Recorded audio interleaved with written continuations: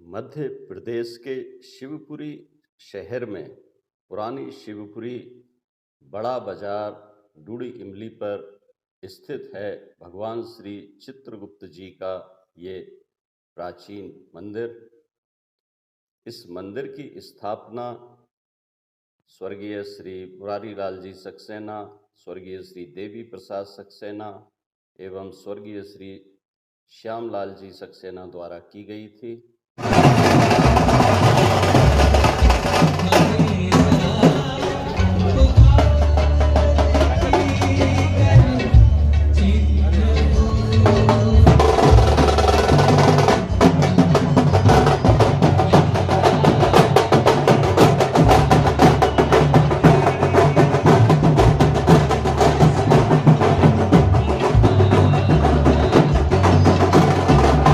1950-60 के दशक में बड़ा बाजार पुरानी शिवपुरी में निवासरत कायस्थ परिवारों ने होली एवं दीपावली की दौज पर कलम दवात एवं भगवान श्री चित्रगुप्त जी की पूजा करना प्रारंभ किया था।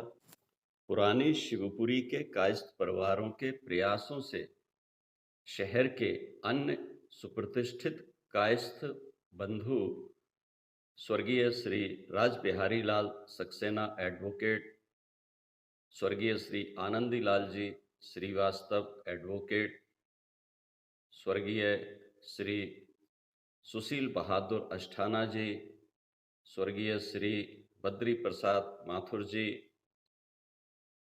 एवं अन्य कई गणमान्य कायस्थजन इस होली दीपावली की दौज पर कलम दवात एवं भगवान श्री चित्रगुप्त जी की पूजा के कार्यक्रमों में उपस्थित होने लगे।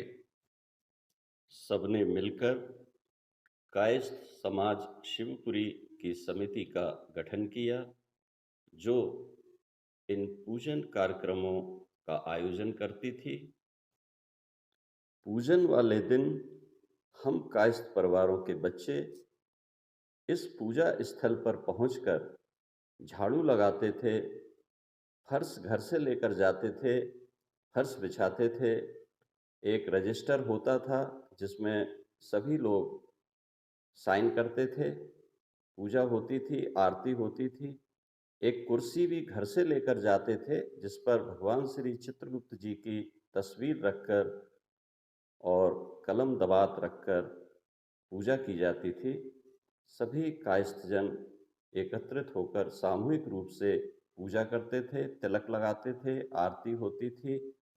1970-80 के दशक के अंतिम वर्षों में इस स्थल पर 3 कमरे और एक बरामदे का निर्माण तत्कालीन कलेक्टर श्री अतुल सिन्हा जी के सहयोग से समिति द्वारा कराया गया।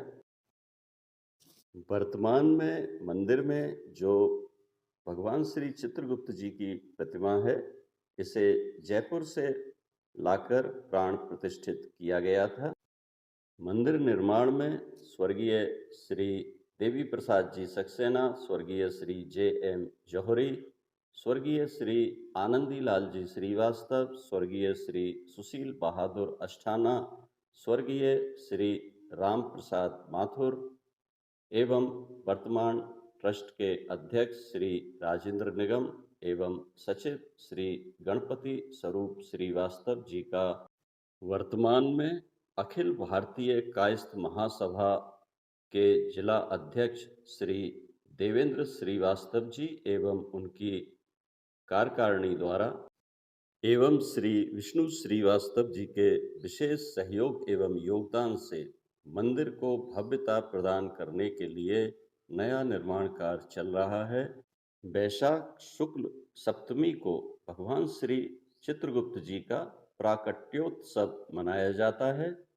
इस दिन शिवपुरी शहर के कायस्थ परिवारों ने एकजुट होकर एक भव्य शोभा यात्रा भगवान श्री चित्रगुप्त जी की शहर की सड़कों पर निकाली, जिसका नेतृत्व माननीय श्री विश्वास सारंग जी, जो कि मध्य प्रदेश शासन के चिकित्सा शिक्षा मंत्री हैं, और अखिल भारतीय कायस्थ महासभा शिवपुरी के जिलाध्यक्ष श्री देवेंद्र श्रीवास्तव जी ने किया, जिसमें कार्यकारिणी, युवा एवं महिला कार्यकारिणी का विशेष योगदान रहा।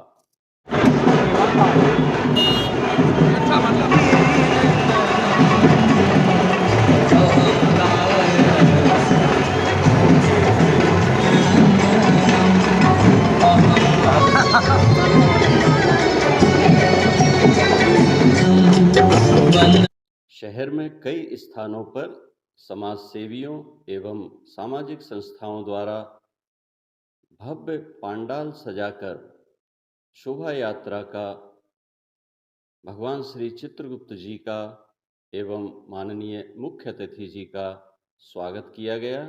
शोभा यात्रा कार्यक्रम स्थल कम्युनिटी हॉल गांधी पार्क मैदान पर पहुंची, जहां कार्यक्रम का भव्य आयोजन किया गया, जिसमें समाज की प्रतिभाओं का सम्मान किया गया।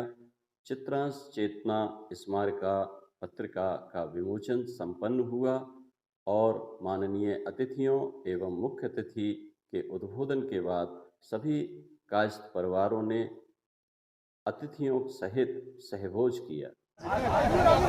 श्री चित्रगुप्त जी महाराज अपने मंदिर से बाहर आए नगर भ्रमण के लिए, और ये नगर भ्रमण बहुत सफल रहा।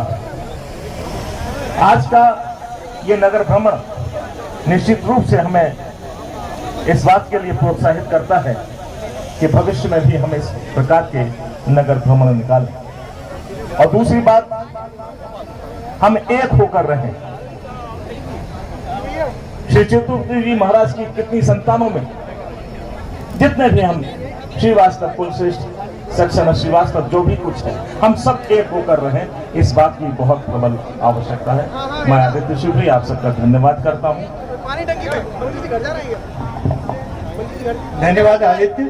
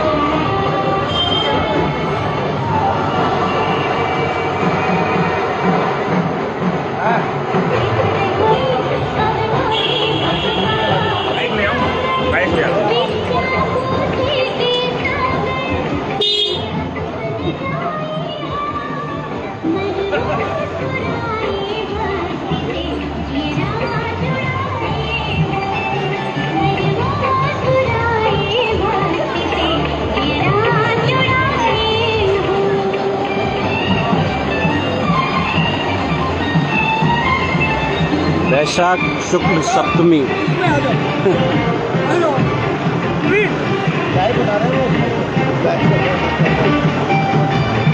मैं बनाता हूँ। आ जाऊंगा।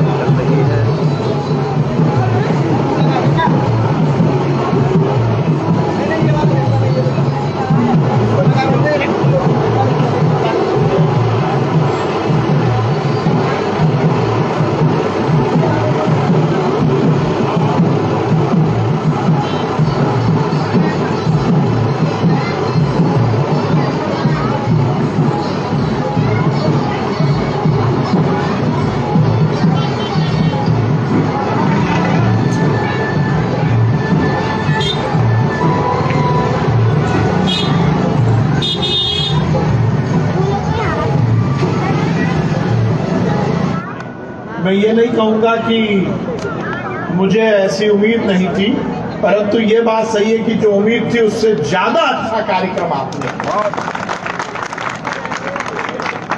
और देखिए, किसी भी कार्यक्रम की सफलता इस बात से नहीं होती कि गाड़ियां कितनी है।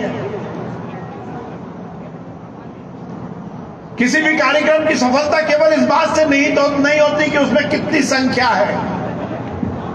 किसी भी कार्यक्रम की सफलता इस बात से इंगित नहीं होती कितना अच्छा मंच लगा है, कितना अच्छा टेंट लगा है, कितना अच्छा भोजन है। हम लोग रोज नेता लोग हैं, रोज हम भगवान की कृपा रहती है तो रोज माला पहनाई जाती है। तो माला हाथ से पहनाई जा रही है या दिल से पहनाई जा रही है, ये हमें पता लग जाता है। तो कार्यक्रम की सफलता इस बात से नहीं है कि 10-15 किलोमीटर की शोभा यात्रा निकल गई, हमारी बहनों ने ढोल पर नृत्य करते हुए चित्रगुप्त महाराज का प्रकटोत्सव मनाया, ये सफलता का उदाहरण नहीं है। सफलता इस पे भी नहीं है कि सैकड़ों की संख्या में, हजारों की संख्या में लोग आए। सफलता इस बात में भी नहीं है कि आपने दर्जनों स्टेज लगाकर स्वागत कराया। सफलता इस बात में है कि जो यहाँ है वो तन से नहीं है, मन से उपस्थित है, पूरी भाव और भावना के साथ उपस्थित है। और किसी भी कार्यक्रम की सफलता इसी से नहीं है। हम सब कायद से बनते। पिताजी हर समय कहते थे कि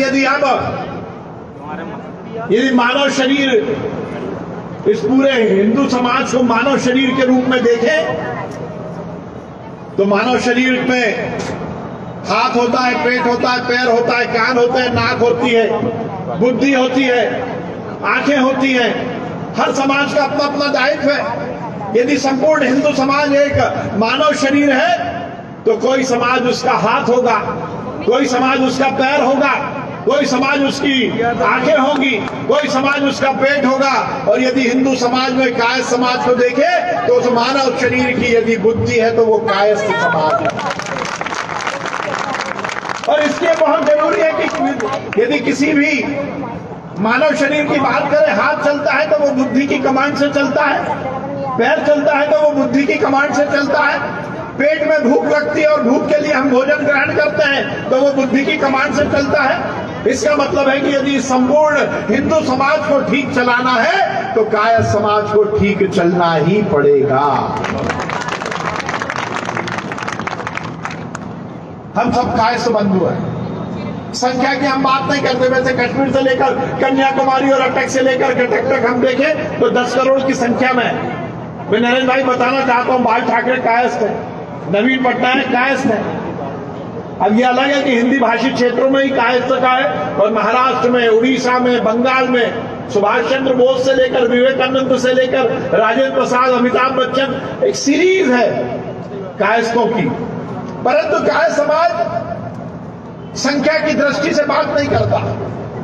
कायस्थ समाज यदि एकता की बात करता है तो हमारा मानना है कि हम सब हिंदू समाज के घटक हैं। हमारा मानना है यदि हम सब मिल जाएं, कायस्थ समाज, केवल हम कायस्थ समाज की बात नहीं करते। हमारे केवट समाज के भाई राजू बैठे हुए हैं, बाथम समाज में एकता करें। नरेंद्र बिरथरे जी ब्राह्मण है, ब्राह्मण समाज में एकता करें। नरेंद्र रघुवंशी जी रघुवंशी समाज के हैं, ये रघुवंशी समाज अपने में एकता करे। हमारे गगन खटीक जी, ये खटीक समाज के, खटीक समाज अपने में एकता करे। ये कायस्थ समाज अपने में एकता करे और आखिरी में जाकर एक छतरी के नीचे ये संपूर्ण हिंदू समाज एक हो जाए, इस लक्ष्य के साथ कायस्थ समाज अपना कार्यक्रम करे। इसलिए वीरेन भाई, आप अलग नहीं हो, हम अलग नहीं है। हमारा लक्ष्य बड़ा है। हम केवल आरक्षण की बात, केवल मुट्ठी गिराने की बात नहीं करते। हम तो चाहते हैं कि हम सब मिलकर इस संपूर्ण हिंदू समाज को एक करें। कायस्थ बंधु कभी अपने लिए केवल काम नहीं करता।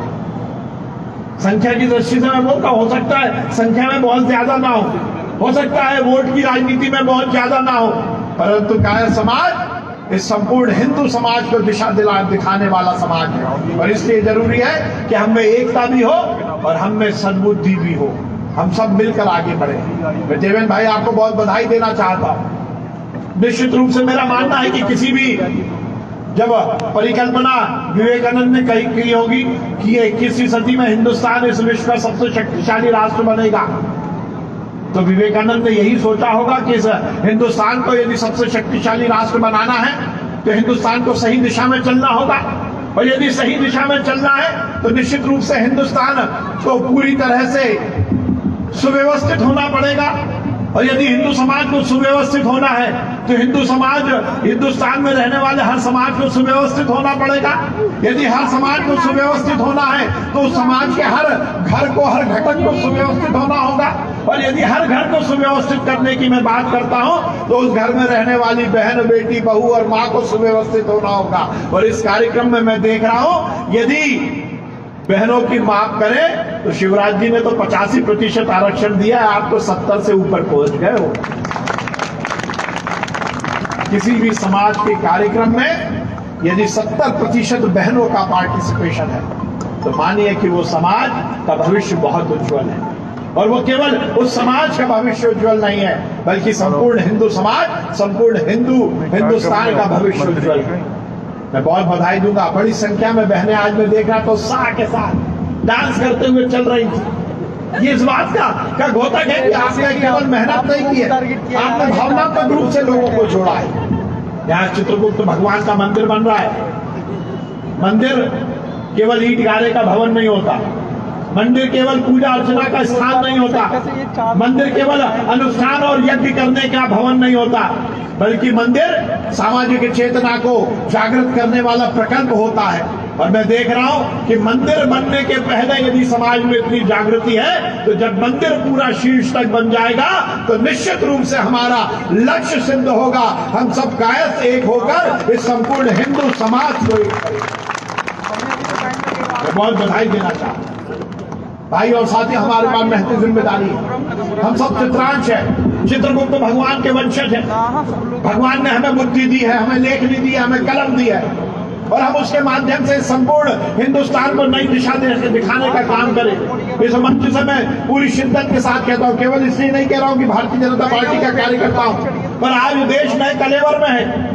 आज देश में एक नई ऊर्जा का संचार हुआ है, ये नई दिशा की तरफ ये देश बढ़ रहा है। नरेंद्र मोदी जी के नेतृत्व में हिंदुस्तान में की तस्वीर और तकदीर बदलने का काम हुआ है। कश्मीर से लेकर कन्याकुमारी और लटक से लेकर कटक तक ये देश एकता के सूत्र में बंधा है। और केवल कश्मीर से लेकर कन्याकुमारी और लटक से लेकर कटक नहीं, हमारा सीना फक्र से उड़ जाता है। हम हिंदुस्तान के लोग हैं, हम युद्ध नहीं चाहते, हम विस्तारवादी मानसिकता नहीं रखते, हमारी विदेश नीति में कहीं भी युद्ध को लेकर हमारी बात नहीं है। हम शांति के प्रतीक हैं, हम अहिंसा के पुजारी हैं। पर भाइयों और साथियों, हमें उस समय फक्र होता है जब रूस और यूक्रेन लड़ते हैं तो मध्यस्थता में किसी का नाम आता है तो वो नरेंद्र मोदी का नाम आता है।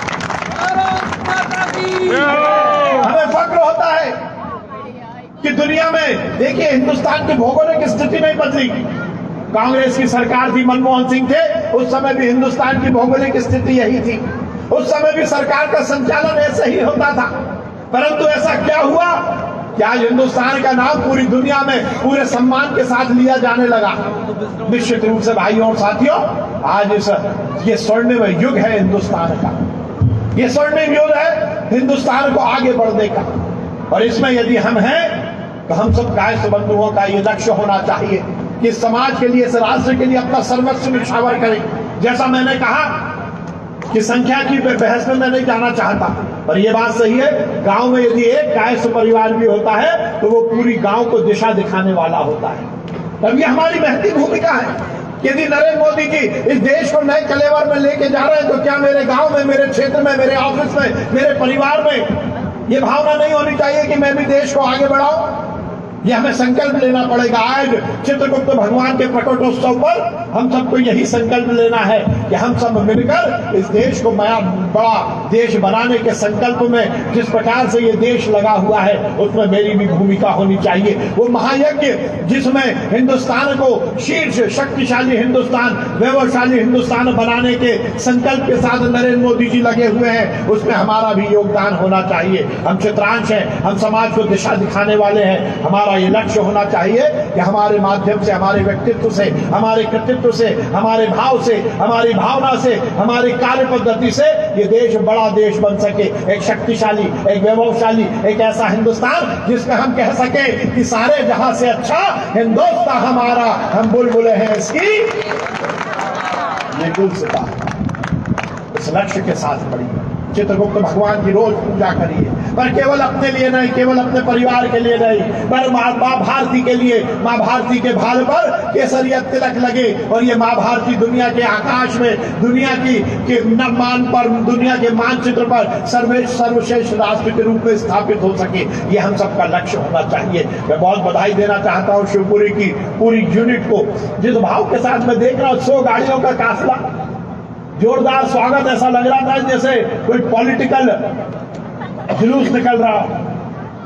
निश्चित रूप से ये बहुत बड़ी आपकी सोच भी है और बहुत बड़ी उपलब्धि भी है। अब यहाँ पर बात चली चित्रगुप्त भगवान का मंदिर बन रहा है, मैं अपनी ओर से 1 लाख रुपए देने की घोषणा करता हूँ व्यक्तिगत।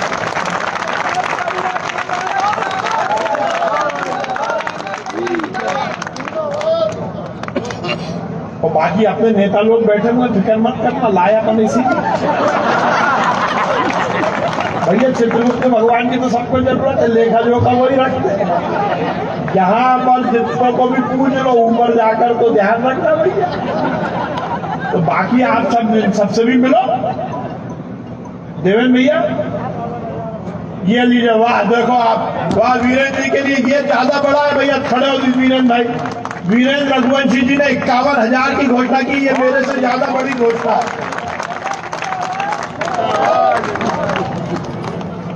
नरेंद्र बिरथरे जी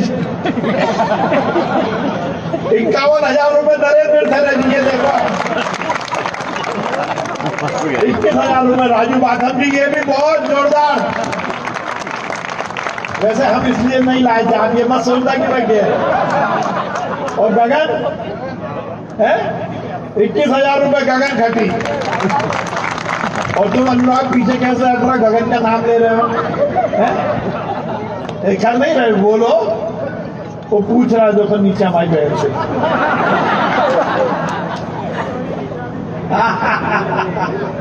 ये देखो साहब, जोरदार मामला हो गया। तो जोरदार ताली हमारे ये 3 अतिथियों के लिए बजाओ भाई। और मैं फिर कहूंगा, अभी सुनील श्रीवास्तव जी ने कहा, देखिए मेरी कोई औकात नहीं, मेरी कोई हैसियत नहीं, पर यह बात सही है कि कैलाश सारंग साहब ने इस समाज के लिए, इस राष्ट्र के लिए बहुत कुछ किया। मैं तो तुच्छ हूं, कहीं उनकी धूल भी नहीं हूं। ये मेरा सौभाग्य है कि मैं उनका बेटा हूं, ये मेरा सौभाग्य है। परंतु उनसे ना मेरी तुलना हो सकती है, ना मैं उनकी किसी पासन में जा सकता हूं, कभी नहीं जा सकता पूरी जिंदगी। पर उन्होंने संकल्प लिया और उस संकल्प को हम सब मिलकर पूरा कर रहे हैं। उन्होंने अपने बुढ़ापे में, अपने बुजुर्ग जब वो थे, जब भी उन्होंने घाट पिपरिया में सदाव्रत आश्रम किया। नरेंद्र भाई, नर्मदा परिक्रमा वासियों को वीरेंद्र भाई 24 घंटे वहां भोजन मिलता है, पिताजी ने शुरू किया, वो प्रकल्प हम सब चला रहे हैं अभी। उन्होंने बरेली में राजू भाई वृद्धाश्रम खोला, अपनी जो उनकी सांसद की पेंशन आती थी उससे वो वृद्धाश्रम चलाते थे। और नेवरी मंदिर जो हमारा कायस्थों का बहुत बड़ा स्थान है, उसमें उनका मन था कि हिंदू शोध संस्थान बने, तो उसकी तरफ भी हम बढ़ रहे हैं। तो देवेंद्र भाई ध्यान रखिए, जब ये चित्रगुप्त मंदिर जो बन रहा है, ये केवल चित्रांश के लिए नहीं, संपूर्ण हिंदू समाज के लिए समर्पित होना चाहिए। हमारी मानसिकता संकीर्णता पे नहीं जाएगी, हम बड़ा अपराध देखेंगे। ये हिंदुस्तान, मैंने कहा, नए कलेवर में आया है ताकत के साथ। देखिए एक वो भी दौर था जब राम जन्मभूमि आंदोलन चला, तो ये देश किस स्थिति में था। ये नारा लगाना पड़ रहा था कि गर्व से कहो हम हिंदू हैं। हेलो, क्या स्थिति थी, हो गई थी हिंदुस्तान की। और आज ताकत के साथ भजन गाया जाता है कि जो राम को लाए हैं हम उनको लाएंगे, और पूरी दुनिया में भगवा लहराए। तो ये परिवर्तन आया, ये संपूर्ण हिंदू समाज को एक होने का समय। हम सब मिलकर पूरी उल्लास के साथ, पूरी उमंग के साथ अपने समाज की एकता को आगे बढ़ाए। और मैं एक बात और कहूंगा, और मैं शिवपुरी की टीम को इस बात की बधाई दूंगा, मुझे बहुत युवा दिखे गाय समाज में। अभी हमारे सुनील भाई बोलना भूल गए, विगत दिनों हमने एक संकल्प लिया है, शिवपुरी की और ग्वालियर की टीम भी सुने और इस संकल्प को आगे बढ़ाए।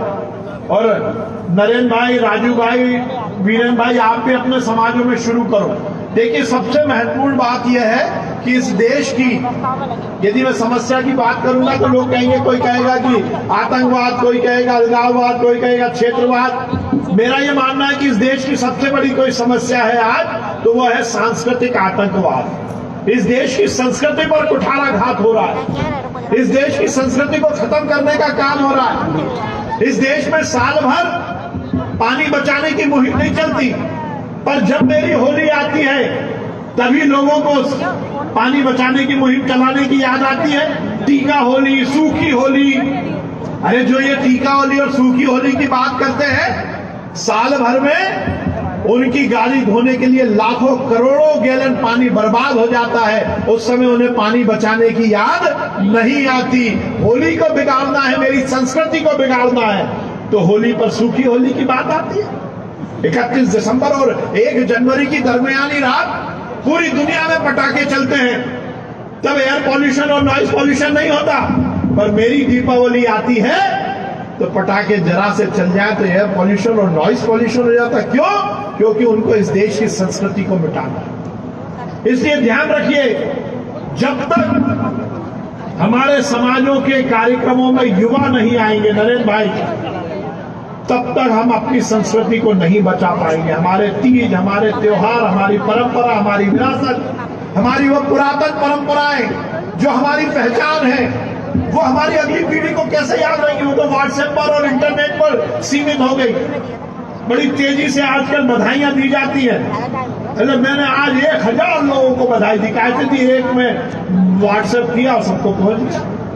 तो हमने ये निश्चित किया है कायस्थ समाज की ओर से कि हमारे जो भी कार्यक्रम होंगे उसमें मंचीय व्यवस्था हम 15 साल से और 22 साल के युवा युवतियों को ही देंगे। हमने ये एक संकल्प कार्यक्रम, मंच लगाना, समय लगाना, समय में तेल भरना, बाती बनाना, बाती पे कपूर लगाना, चित्रगुप्त भगवान की मूर्ति ले। कहने का तात्पर्य क्या है? जब हमने ये संकल्प पारित कर लिया तो फिर ढूंढना पड़ेगा देवेंद्र भाई को भी कि भैया अपन को मंच की व्यवस्था नहीं करनी, 15 से 22 वाला ढूंढो।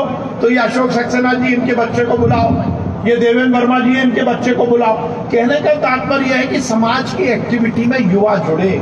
छोटा युवा जब तक नहीं जुड़ेगा तब तक ये समाज का, अजय तुम भी समझो, नए लोगों को जोड़ना पड़ेगा। और संपूर्ण हिंदू समाज को मैं ये कह रहा हूं कि हर एक समाज में हमारे युवाओं को आगे लेके आइए।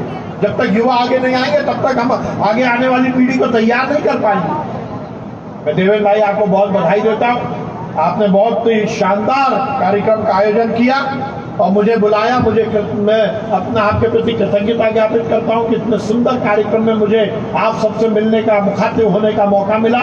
चित्रगुप्त भगवान की अनुकंपा, उनका आशीर्वाद, उनका इसी तरह का प्यार दुलार हमें मिलता रहे, उनकी कृपा हम पर बनी रहे।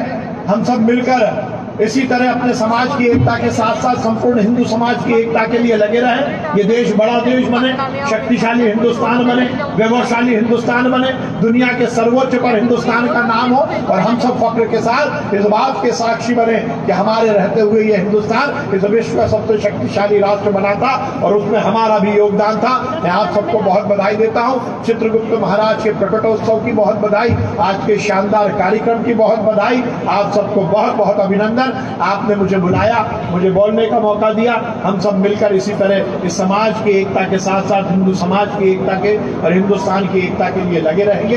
हम सब मिलकर इस देश को बड़ा देश बनाएंगे। इसी आशा और विश्वास के साथ देवेंद्र भाई को, इनकी पूरी टीम को मैं बहुत धन्यवाद देता हूं। एक बार जोरदार ताली एक बार फिर से बजाइए शिवपुरी की पूरी टीम के लिए।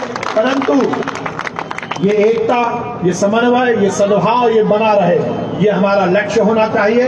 कार्यक्रमों के माध्यम से हम मिलते जुलते रहें और कार्यक्रम के अलावा भी हम एक दूसरे के सुख और दुख के सहभागी बनते रहें, इसी कामना के साथ बहुत बहुत धन्यवाद। अभी मुझे पता लगा है कि भोजन बन चुका है, इसलिए मैं आपसे विदा ले रहा हूँ। बहुत बहुत धन्यवाद। भारत माता की जय, हिंदुस्तान जिंदाबाद। धन्यवाद आदरणीय। हमारे मंदिर निर्माण में दो ऐसे व्यक्तियों का हम सम्मान करना चाहते हैं। ये एक घोषणा और हो गई, मामला जोरदार है आज तो। स्वर्गीय शारदा शरण श्रीवास्तव जी की स्मृति में मंदिर निर्माण हेतु उनके पुत्र श्री विवेक श्रीवास्तव द्वारा 51,000 रुपए की घोषणा की गई। बहुत अच्छा, विवेक जी के लिए भी ताली बजाइए। अब ऐसा देखो, आप मामला चल पड़ा है, भव्य मंदिर बनाइए, परंतु वो हिंदू चेतना का प्रकल्प होना चाहिए, ये ध्यान रखिए। सब आएंगे उसमें और हम सब मिलकर ताकत के साथ हिंदुओं को एक करने के उस प्रकल्प को आगे बढ़ाएंगे। अभी तो ये शुरुआत है, आप कार्यक्रम करते रहो, अतिथियों को बुलाते रहो, देखो कितना पैसा आ जाएगा।